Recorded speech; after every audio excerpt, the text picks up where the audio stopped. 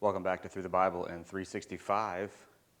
This is March the 30th, and today we begin Judges, our 8th book of the Bible, together, reading through the Bible in a year. So let's pick it up in Judges chapter 1, reading chapters 1 and 2 together. Now after the death of Joshua, it came to pass that the children of Israel asked the Lord, saying, "Who shall be first to go up for us against the Canaanites to fight against them?" And the Lord said, "Judah shall go up. Indeed, I have delivered the land into his hand." So Judah said to Simeon his brother, "Come up with me to my allotted territory, that we may fight against the Canaanites, and I will likewise go with you to your allotted territory." And Simeon went with him. Then Judah went up.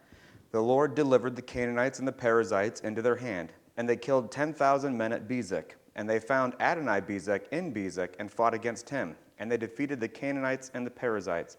Then Adoni-Bezek fled, and they pursued him and caught him and cut off his thumbs and big toes. And Adoni-Bezek said, 70 kings with their thumbs and big toes cut off used to gather scraps under my table. As I have done, so God has repaid me. Then they brought him to Jerusalem, and there he died. Now the children of Judah fought against Jerusalem and took it. They struck it with the edge of the sword and set the city on fire. And afterward the children of Judah went down to fight against the Canaanites who dwelt in the mountains, in the south, and in the lowland. Then Judah went against the Canaanites who dwelt in Hebron. Now the name of Hebron was formerly Kirjath Arba. And they killed Shishai, Ahiman, and Talmai. From there they went out against the inhabitants of Debir. The name of Debir was formerly Kirjath Sepher. Then Caleb said, "Whoever attacks Kirjath Sepher and takes it, to him I will give my daughter Akshaph as wife." And Othniel the son of Kenaz, Caleb's younger brother, took it. So he gave him his daughter Akshah as wife. Now it happened, when she came to him, that she urged him to ask her father for a field. And she dismounted from her donkey, and Caleb said to her, "What do you wish?" So she said to him, "Give me a blessing, since you have given me land in the south, also give me springs of water." And Caleb gave her the upper springs and the lower springs. Now the children of the Kenite, Moses' father-in-law, went up from the city of palms with the children of Judah into the wilderness of Judah, which lies in the south near Arad. And they went and dwelt among the people. And Judah went with his brother Simeon, and they attacked the Canaanites who inhabited Zephath, and utterly destroyed it. So the name of the city was called Hormah. Also Judah took Gaza with its territory, Ashkelon with its territory, and Ekron with its territory. So the Lord was with Judah, and they drove out the mountaineers, but they could not drive out the inhabitants of the lowland, because they had iron chariots. And they gave Hebron to Caleb, and as Moses had said. Then he expelled from there the 3 sons of Anak. But the children of Benjamin did not drive out the Jebusites who inhabited Jerusalem. So the Jebusites dwell with the children of Benjamin in Jerusalem to this day. And the house of Joseph also went up against Bethel, and the Lord was with them. So the house of Joseph sent men to spy out Bethel. The name of the city was formerly Luz. And when the spies saw a man come out of the city, they said to him, "Please show us the entrance to the city, and we will show you mercy." So he showed them the entrance to the city. And they struck the city with the edge of the sword, but they let the man and all his family go. And the man went to the land of the Hittites, built the city, and called its name Luz, which is its name to this day. However, Manasseh did not drive out the inhabitants of Beth-shean and its villages, or Tanakh and its villages, or the inhabitants of Dor and its villages, or the inhabitants of Iblim and its villages, or the inhabitants of Megiddo and its villages. For the Canaanites were determined to dwell in the land. And it came to pass, when Israel was strong, that they put the Canaanites under tribute, but did not completely drive them out. Nor did Ephraim drive out the Canaanites who dwelt in Gezer, so the Canaanites dwelt in Gezer among them. Nor did Zebulun drive out the inhabitants of Kitron, or the inhabitants of Nahalal, so the Canaanites dwelt among them, and were put under tribute. Nor did Asher drive out the inhabitants of Akko, or the inhabitants of Sidon, or Alab, Akzib, Helba, Aphik, or Rehob. Nor did Naphtali drive out the inhabitants of Beth-Shemesh, or the inhabitants of Beth-Anath, but they dwelt among the Canaanites, the inhabitants of the land. Nevertheless, the inhabitants of Beth-Shemesh and Beth-Anath were put under tribute to them.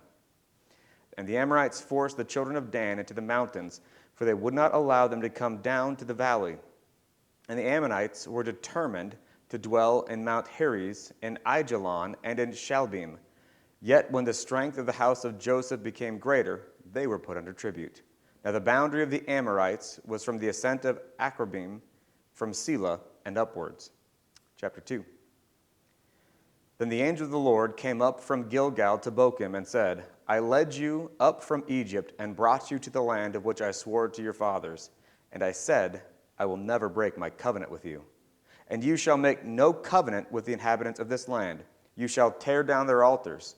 But you have not obeyed my voice. Why have you done this? Therefore I also said, I will not drive them out before you, but they shall be thorns in your sides, and their gods shall be a snare to you.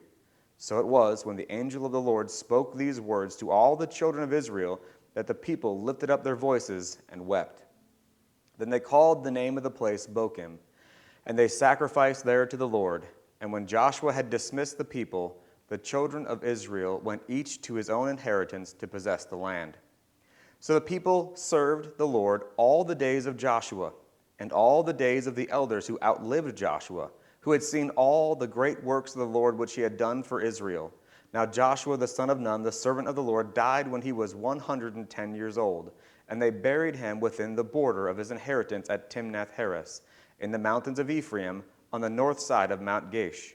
When all that generation had been gathered to their fathers, another generation arose after them who did not know the Lord, nor the work which he had done for Israel. Then the children of Israel did evil in the sight of the Lord and served the Baals. And they forsook the Lord God of their fathers, who had brought them out of the land of Egypt, and they followed other gods from among the gods of the people who were all around them.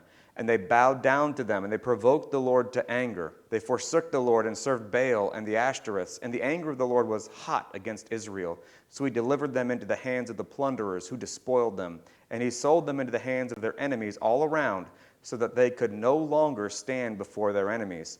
Wherever they went out, the hand of the Lord was against them for calamity, as the Lord had said, and as the Lord had sworn to them, and they were greatly distressed.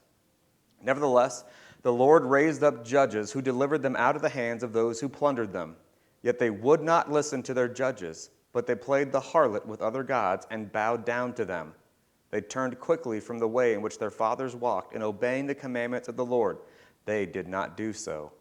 And when the Lord raised up a judge for them, the Lord was with the judge and delivered them out of the hand of their enemies all the days of the judge. For the Lord was moved to pity by their groaning because of those who oppressed them and harassed them.